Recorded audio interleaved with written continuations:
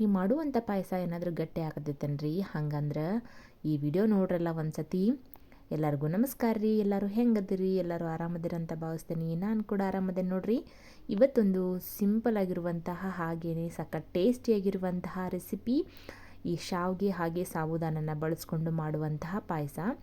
ನೀವೆಲ್ಲರೂ ಪಾಯಸನ ಮಾಡೇ ಇರ್ತೀರಾ.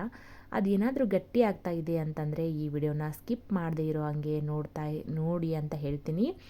ತುಂಬಾ ಸಿಂಪಲ್ಲಾಗಿ ಕೂಡ ನಾವು ಮಾಡ್ಕೋಬೋದು. ಮನೆಗೆ ಯಾರಾದರೂ ಗೆಸ್ಟ್ಗಳು ಬಂದಾಗ ಈ ರೀತಿಯಾಗಿ ಪಾಯಸ ಮಾಡಿ ಕೊಟ್ರಿ ಅಂತಂದ್ರೆ ತುಂಬಾ ಇಷ್ಟಪಟ್ಕೊಂಡು ತಿಂತಾರೆ ಫ್ರೆಂಡ್ಸ್. ಸ್ಕಿಪ್ ಮಾಡ್ದಂಗೆ ಈ ವಿಡಿಯೋನ ನೋಡಿರಿ. ನಾನು ಯಾವ ರೀತಿ ಮಾಡ್ತೀನಿ ಅಂತ ನಿಮ್ಮ ಜೊತೆ ಶೇರ್ ಮಾಡ್ಕೊಳಕತ್ತೀನಿ. ನಿಮ್ಗೇನಾದರೂ ಈ ರೆಸಿಪಿ ಇಷ್ಟ ಆಯಿತು ಅಂತಂದ್ರೆ ಲೈಕ್ ಮಾಡಿರಿ. ಇವಾಗ ನೋಡ್ರಿ, ನಾನು ತುಪ್ಪನ ಕಾಯೋದಕ್ಕೆ ಹಾಕ್ಕೊಂಡಿದ್ದೀನಿ. ಒಂದು 2-3 ಟೇಬಲ್ ಸ್ಪೂನ್ ಅಷ್ಟು ತುಪ್ಪ ಹಾಕ್ಕೊಂಡಿದ್ದೀನಿ. ಒಂದು ಕಡಾಯಿ ಬಿಸಿ ಇಟ್ಕೊಂಡು ಅದಕ್ಕೆ ತುಪ್ಪ ಹಾಕ್ಕೊಂಡಿದ್ದೀನಿ ನಾನು. ತುಪ್ಪ ಚೆನ್ನಾಗಿ ಕಾದ ನಂತರ ಅದಕ್ಕೆ ಸ್ವಲ್ಪ ಏನೇನು ಅದತ್ತಾವೆ ನೋಡ್ರಿ ನಿಮ್ಮ ಮನೆಯೊಳಗೆ ಡ್ರೈ ಫ್ರೂಟ್ಸ್ ಅವನ್ನೆಲ್ಲದನ್ನು ಹಾಕ್ಕೊಂಡು ಫ್ರೈ ಮಾಡ್ಕೊರಿ. ನಾನಿಲ್ಲಿ ಒಂದು 4-5 ಗೋಡಂಬಿ ಹಾಗೆಯೇ ಸ್ವಲ್ಪ ಬಾದಾಮಿ ಪೀಸಸ್ಗಳನ್ನು ಸಣ್ಣದಾಗಿ ಕಟ್ ಮಾಡ್ಕೊಂಡು ಹಾಕ್ಕೊಂಡು ಫ್ರೈ ಮಾಡ್ಕೊಂಡಿದ್ದೀನಿ. ಹಾಗೆಯೇ ಒಣ ದ್ರಾಕ್ಷಿ ಕೂಡ ಹಾಕ್ಕೊಂಡು ಫ್ರೈ ಮಾಡಿ ಎತ್ತಿ ಇಟ್ಕೊಂಡಿದ್ದೀನಿ. ಅದಾದ ನಂತರ ನಾನು ಒಂದು ಸಣ್ಣ ಬೌಲಾಗುವಷ್ಟು ನಾನು ಶಾವಿಗೆ ತೊಗೊಂಡಿದ್ದೀನಿ. ಮನೆಯಲ್ಲಿ ಇರುವಂತಹ ಶಾವಿಗೆನ ನಾನು ಬಳಸ್ತಾ ಇದ್ದೀನಿ. ಯಾವುದೇ ಅಂಗಡಿಯಲ್ಲಿ ತಂದಿರುವಂತಹ ಶಾವಿಗೆ ಅಲ್ಲ ಇದು. ನಾವು ಮನೆಯಲ್ಲಿ ಮಾಡಿರುವಂತಹ ಶಾವಿಗೆನ ಯೂಸ್ ಮಾಡಿಕೊಂಡು ಮಾಡ್ತಾಯಿದ್ದೀನಿ. ಹಾಗೆಯೇ ನಾನು ಇಲ್ಲಿ 1 ಕಪ್ ಆಗುವಷ್ಟು ನಾನು ಸಾಬೂದಾನನ್ನ ಚೆನ್ನಾಗಿ 1-2 ಸತಿ ತೊಳೆದ್ಬಿಟ್ಟು ಅದಾದ ನಂತರ 2-3 ತಾಸು ನೆನೆಯೋದಕ್ಕೆ ಇಟ್ಕೊಂಡಿದ್ದೆ. ಅದನ್ನು ಕೂಡ ಇದಕ್ಕೆ ಹಾಕಿ, ಇವಾಗ ನೀವು ಶಾವಿಗೆನ ಹಾಕಿ ತುಪ್ಪದಲ್ಲಿ ಹುರ್ಕೋತಿರಲ್ವಾ, ತುಪ್ಪದಲ್ಲಿ ಹುರ್ಕೋಬೇಕಾದ್ರೆ ಅದು ಬ್ರೌನ್ ಕಲರ್ ಬರಬೇಕ್ರಿ, ಅಲ್ಲಿವರೆಗೂ ನೀವು ಹುರ್ಕೋರಿ. ತುಂಬಾ ಚೆನ್ನಾಗಿರುತ್ತೆ ಟೇಸ್ಟ್ ಕೂಡ. ಹಾಗೆಯೇ ನಾನು ಇಲ್ಲೇ ನೆನೆಯೋದಕ್ಕೆ ಇಟ್ಕೊಂಡಿದ್ನಲ್ವ ಸಾಬೂದಾನ, ಅದನ್ನು ಕೂಡ ಹಾಕಿ ಒಂದು ಸತಿ ಚೆನ್ನಾಗಿ ಮಿಕ್ಸ್ ಮಾಡಿಕೊಂಡು ಅದಾದ ನಂತರ ನಾನು ಇಲ್ಲಿ ಹೇಳ್ತಾ ಇದ್ದೀನಿ ನೋಡ್ರಿ ಫ್ರೆಂಡ್ಸ್, ತುಂಬಾ ಸಿಂಪಲ್ಲಾಗಿ. ಹಾಗೆಯೇ ಇದು ನಾವು ಬೆಳಿಗ್ಗೆ ಮಾಡಿದರೆ ಸಾಯಂಕಾಲದವರೆಗೂ ಅದೇ ರೀತಿಯಾಗಿ ತೆಳುವಾಗಿ ಇರುತ್ತೆ ಫ್ರೆಂಡ್ಸ್. ಇದು ನಾನು ಹೇಳೋ ರೀತಿ ಟ್ರೈ ಮಾಡಿದ್ರಿ ಅಂತಂದ್ರೆ, ಇವಾಗ ನಾನು ಇದಕ್ಕೆ ನೀರು ಹಾಕ್ಕೊಂಡಿದ್ದೀನಲ್ರಿ, ಇದೇ ನೀರನ್ನು ನೀವು ಏನು ಮಾಡಬೇಕ್ರಿ ಅಂತಂದ್ರೆ, ನೀವು ಸ್ವಲ್ಪ ಕಾಯಿಸಿ ಹಾಕೋರಿ. ಅಂದರೆ ಸ್ವಲ್ಪ ಹೋದಾಡಿಸ್ಬೇಕು. ನೀರನ್ನು ಹೋದಾಡಿಸಿದ ನಂತರ ಅಂದರೆ ಚೆನ್ನಾಗಿ ಕುದಿಸಿದ ನಂತರ ಅದನ್ನು ನೀರು ಇದಕ್ಕೆ ಹಾಕೋರಿ. 3 ಕಪ್ ಆಗುವಷ್ಟು ನಾನು ನೀರನ್ನು ಹಾಕ್ಕೊಂಡಿದ್ದೀನಿ. ಸಾಕಾಗುತ್ತೆ ಫ್ರೆಂಡ್ಸ್ ಇದು ನಿಮಗೆ.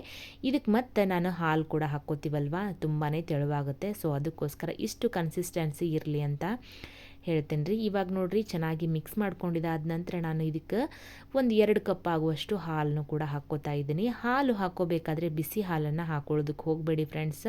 ಬಿಸಿ ಹಾಲು ಹಾಕ್ಕೊಳ್ಳೋದ್ರಿಂದ ಇದು ಒಡೆದೋಗೋ ಚಾನ್ಸಸ್ ಇರುತ್ತೆ, ಪಾಯಸ ಸರಿಯಾಗಿ ಬರೋದಿಲ್ಲ. ಸೊ ಅದಕ್ಕೋಸ್ಕರ ನೀವು ಹಸಿ ಹಾಲು ಅಥವಾ ಕಾಯಿಸಿ ತಣ್ಣಗೆ ಇರುವಂತಹ ಹಾಲನ್ನು ಹಾಕ್ಕೊಳ್ಳಿ. ಅದಾದ ನಂತರ ನೋಡ್ತಾ ಇರ್ಬೋದು ನೀವು, ಇಲ್ಲಿ ಮಿಕ್ಸ್ ಮಾಡ್ಕೊಂಡಿದ್ದಾದ ನಂತರ ನಾನು ಒಂದು 10 ರೂಪಾಯಿದ್ದು ಬಾದಾಮ್ ಪೌಡ್ರದ್ದು ಪಾಕೆಟ್ ಸಿಗುತ್ತೆ ಅಲ್ವಾ, ಅದನ್ನು ಕೂಡ ಇದಕ್ಕೆ ಸೇರಿಸ್ಕೊತಾ ಇದ್ದೀನಿ.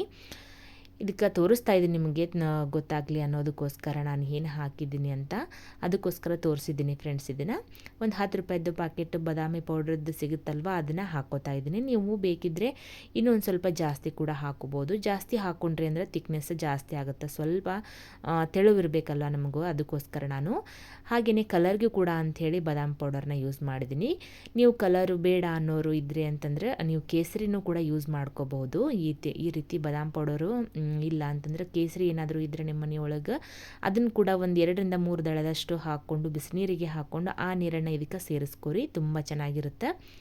ಅದಾದ ನಂತರ ಇದನ್ನು ಮಿಕ್ಸ್ ಮಾಡ್ಕೊಂಡಿದ್ದಾದ ನಂತರ ಇದಕ್ಕೆ ನಾನು ಶಾವಿಗೆನ ಎಷ್ಟು ತೊಗೊಂಡಿದ್ದೀನಲ್ರಿ, 1 ಕಪ್ ಆಗುವಷ್ಟು, ಅದೇ ಕಪ್ನ ಅಳತೆಯಲ್ಲಿ ನಾನು ಸಕ್ಕರೆನ ಯೂಸ್ ಮಾಡ್ಕೋತಾ ಇದ್ದೀನಿ.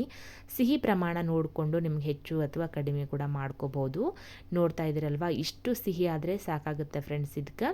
ಯಾಕಂದರೆ ಬಾದಾಮಿ ಪೌಡರ್ ಹಾಕ್ತೇವಲ್ರಿ, ಬಾದಾಮಿ ಪೌಡರ್ನಾಗೂ ಸಿಹಿ ಇರ್ತೈತಿ, ಅದಕ್ಕೋಸ್ಕರ ಈ ರೀತಿಯಾಗಿ ಪಾಯಸ ಮಾಡ್ಕೊರಿ. ಇದನ್ನು ನೋಡಿರಿ, ಸಕ್ಕರೆ ಒಂದು ಸ್ವಲ್ಪ ಚೆನ್ನಾಗಿ ಕರಗಬೇಕಲ್ವಾ, ಈ ರೀತಿ ಚೆನ್ನಾಗಿ ಕುದಿ ಬಂದ ನಂತರ ಸಕ್ಕರೆ ಕೂಡ ಚೆನ್ನಾಗಿ ಕರಗಿದೆ. ಸೊ ಇದನ್ನು ಇವಾಗ ಸರ್ವ್ ಮಾಡಿಬಿಡೋಣ. ಇದನ್ನು ನೋಡ್ತಾ ಇದ್ರೇ ಬಾಯಲ್ಲಿ ನೀರು ಬರೋ ಥರ ಇದೆ ಫ್ರೆಂಡ್ಸ್. ಅದಾದ ನಂತರ ಇದು ಚೆನ್ನಾಗಿ ಕುದಿ ಬಂದ ನಂತರ ಇದಕ್ಕೆ ನಾವೀಗ ಡ್ರೈ ಫ್ರೂಟ್ಸ್ಗಳನ್ನು ಹಾಕ್ಕೊಳ್ಳೋಣ್ರಿ, ಮಿಕ್ಸ್ ಹಾಕ್ಕೊಂಡು ನಾವು ಮೊದಲಿಗೆನ ಫ್ರೈ ಮಾಡಿಟ್ಕೊಂಡಿರ್ತೀವಲ್ವ ತುಪ್ಪದಾಗ, ಅವನ್ನ ಹಾಕ್ಕೊಂಡು ಚೆನ್ನಾಗಿ ಮಿಕ್ಸ್ ಮಾಡ್ಕೊಳ್ಳೋಣ. ಎಷ್ಟು ಟ್ರಾನ್ಸ್ಪರೆಂಟ್ ಆಗಿದೆ ಅಲ್ವಾ ಸಾಬೂದಾನ. ಈ ರೀತಿಯಾಗಿ ನೀವು ಒಂದು ಸತಿ ಮನೆಯಲ್ಲಿ ಮಾಡಿರಿ. ಈ ವಿಡಿಯೋ ನೋಡಿದ ನಂತರ ನೀವು ಕೂಡ ಟ್ರೈ ಮಾಡಿರಿ ಅಂತ ಹೇಳ್ತಾ ಈ ವಿಡಿಯೋನ ಇಲ್ಲಿಗೆ ಎಂಡ್ ಮಾಡಕತ್ತೀನಿ ರೀ. ಮತ್ತೊಂದು ಹೊಸ ರೆಸಿಪಿಯೊಂದಿಗೆ ನಾನು ನಿಮ್ಮನ್ನ ಭೇಟಿ ಆಗ್ತೇನೆ ರೀ. ಅಲ್ಲಿವರೆಗೂ ಎಲ್ರಿಗೂ ನಮಸ್ಕಾರ ರೀ. ಹಂಗನ ಈ ಚಾನಲ್ನ ಯಾರು ಹಂಗೆ ನೋಡಕತ್ತೀರಿ ನೋಡ್ರಿ, ಅವರು ಸಬ್ಸ್ಕ್ರೈಬ್ ಮಾಡ್ಕೊಂಡು ನೋಡ್ಕೊಳ್ಳಿ. ಪಕ್ಕದಲ್ಲಿರುವಂತಹ ಬೆಲ್ ಐಕನನ್ನು ಕೂಡ ಕ್ಲಿಕ್ ಮಾಡಿರಿ. ನಾನು ಹಾಕುವಂತಹ ಹೊಸ ವಿಡಿಯೋಗಳ ನೋಟಿಫಿಕೇಷನ್ ಮೊದಲ ನಿಮ್ಗೆ ಬರ್ತಾವ್ರಿ. ನೀವೇ ನೋಡ್ಬೋದ್ರಿ ನನ್ನ ವಿಡಿಯೋನ. ಹಂಗೆ ಇಂಥ ಟೇಸ್ಟಿಯಾಗಿರುವಂತಹ ರೆಸಿಪಿಗಳನ್ನು ನಾನು ಅಪ್ಲೋಡ್ ಮಾಡ್ತಾ ಇರ್ತೀನಿ. ನೀವು ನೋಡಿ ಲೈಕ್ ಮಾಡಿರಿ ಅಂತ ಹೇಳ್ತಾ ಹಂಗನ ಹೆಚ್ಚು ಶೇರ್ ಮಾಡಿರಿ. ಈ ರೆಸಿಪಿ ಇಲ್ಲಿಗೆ ಎಂಡ್ ಮಾಡೋಣ್ರಿ. ನನ್ನ ವಿಡಿಯೋ ನೋಡಿದಂಥ ನಿಮಗೆಲ್ಲರಿಗೂ ಧನ್ಯವಾದಗಳು ರೀ. Thank you for watching.